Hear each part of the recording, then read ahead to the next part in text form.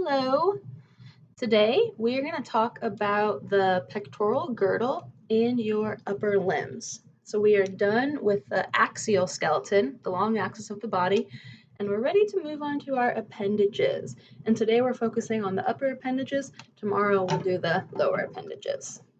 So starting off with your pectoral girdle, that is a fancy name for your shoulder blade and your clavicle. The function of the pectoral girdle is to attach your arm to the axial skeleton. So let's try to see where it's attached at. This is your clavicle or your collarbone, and it has a joint with the manubrium, or the top part of the sternum right here. And then we can follow the clavicle back here. The clavicle is also joined to the scapula, and that's it. It's really weird.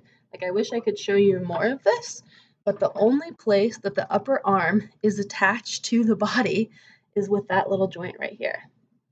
Let me pull up a picture of it to hopefully let you guys see that a little bit better.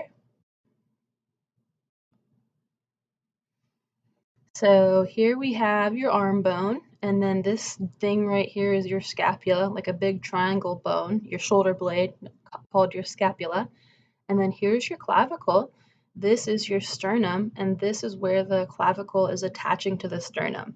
So hopefully you can tell now that that joint right there is the only joint that's taking your upper arm and attaching it to the axial skeleton. It's crazy. Why? You might be wondering, that doesn't seem very stable, and you're right, it's not very stable. But think of the range of mobility of our arms. I can do 360 degrees.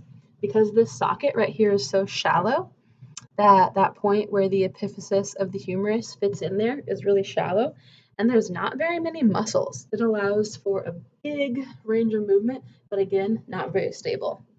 And go ahead and try to move your scapula around on your back and just think about everywhere that it can move. It's basically just sliding all over your back because it's not attached to any bones. It's just attached to muscle. So interesting structure function trade-off. Function, lots of movement, but then the cost is not as stable, easy to dislocate.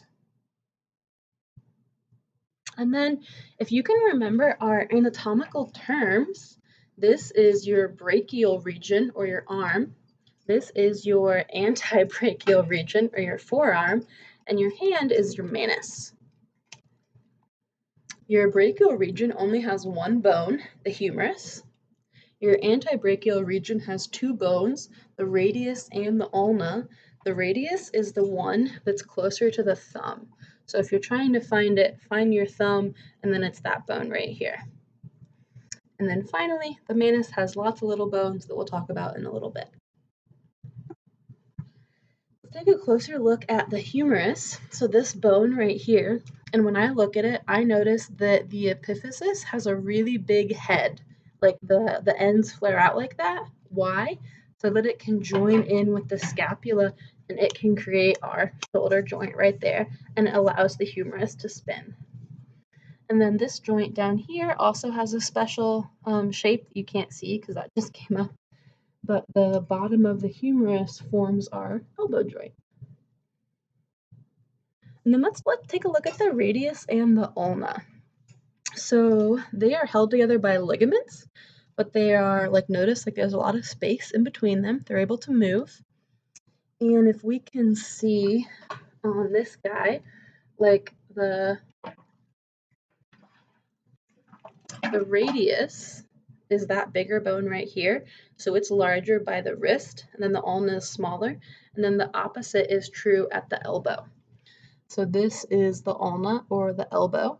And then small radius, big ulna. Down here would be the wrist, where we have a larger radius and a smaller ulna. Let's palpate these. So find your thumb, and then this bone that's right next to it, that is your radius. And you should be able to palpate it the entire length of your arm. When I say palpate, I mean press along and actually feel it. And then the same thing on your pinky side, let's palpate our ulna all the way back to our elbow. And once you find your elbow, what is that? What bone is that connected to? I found the elbow. I'm following it back up. Holy cow, that's my ulna. You can also feel this, this circular process that sticks out right here. So this entire thing is my ulna, and my elbow is not a separate bone. It's just this like bulky part of my ulna back there. And ulna actually means elbow. The radius and the ulna can do something pretty cool. They can do a movement called pronation. So if you hold your hand out like this, the radius and the ulna are parallel. But then I can hold my arm stable and I'm able to turn my forearm. Like when I twist it down, I'm doing pronation. Up like this is supination. So pronation, supination, pronation, supination. What's happening with my bones? When they're in this position, they are parallel. When I pronate them, they actually cross like an X. And if you put your hand in here, like you can feel what's going on. Here is a nice video of that happening. So there they go.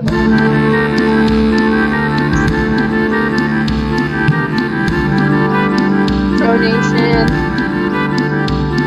supination. So this is cool. Your leg bones don't do this. This is like a special thing that the radius and the ulna do because they're only held together by ligaments. It allows them to have a higher degree of mobility. So it basically allows our hands to move more. And then here is a close-up of the elbow. So this is the anterior view, so like looking at it from the front. And I can see that this is the humerus. It has that funny shape right here that forms the joint. This is the radius, and this is the ulna. And then over here, this is the posterior view, or view from the back. This is the humerus. There's your elbow. Remember, we palpated that. And that is your ulna. You can track it all the way up. And then the radius in there too. Not really forming the joint. The joint mainly exists between the humerus and the ulna, but it's still there. And then finally, the hand. So we're going to split our hand into 3 main regions. Pull this up so that we can actually see it. All these little teeny bones right here are your carpals. Your palm bones, like right in here, are your metacarpals, and these are your phalanges. So one more time on the skeleton so that you can actually see it. All of these bones right here are carpals. That's your wrist. These things through here are the metacarpals, and everything else are phalanges, phalanges, phalanges. Now let's take another look at that diagram. I'm not so concerned with us learning the carpals. You can see their names there, but if you just call them carpals, that's good with me. Remember that they're short bones. And then the bone that connects to the carpals are your metacarpals. Like this is like the palm of your hand, here and here and here and here. We have 5 metacarpals coming out. And then finally, your fingers are called your phalanges, and most of them have 3 phalanges, like 1, 2, 3. This one is closest to the body, so it's called the proximal phalange. This one is the farthest from the body, it's distant or distal phalange, and this one's in the middle. So again, right here we have proximal phalange, middle phalange, distal phalange. Proximal phalange, middle phalange, distal phalange. Take a look at your thumb. This is the metacarpal. Don't get confused, which means the thumb only has 2 phalanges. It has a proximal and a distal, but no middle. This is also interesting. I'm wearing my wristwatch on my forearm, right? Like this is my radius and ulna. My carpals are all the way up here. So we wear our wristwatch like right here. Why is it called a wristwatch? I don't know. It shouldn't be. That's anatomically correct. Please tell all of your friends that we actually wear a wristwatch on our antebrachial region. I think this is a really helpful view, and I encourage you to do this on your hand and like practice it out like that. Oh, what are your knuckles? Like these bones right here that stick out, like what do you think we're feeling? We're feeling the heads of the metacarpals and where they join with the proximal phalanges.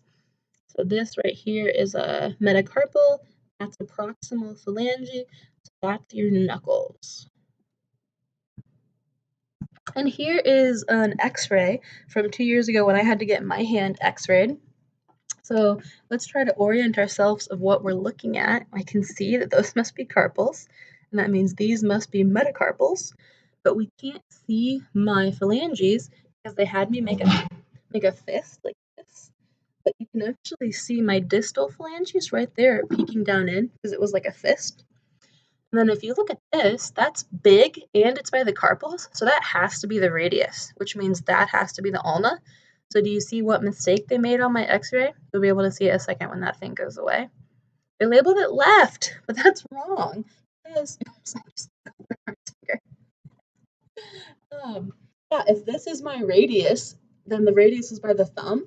So this has to be my right one. So yeah, they mislabeled it. And interesting view of what bone looks like versus like that little patch right there is muscle, and then this is mostly like the fat layer, like the hypodermis of my skin. By the way, they didn't find anything wrong on the x-ray. I was just having a lot of pain and nothing caused it. Like it just appeared and then it went away on its own. So still not sure why. Thank you for listening and please send me all your questions.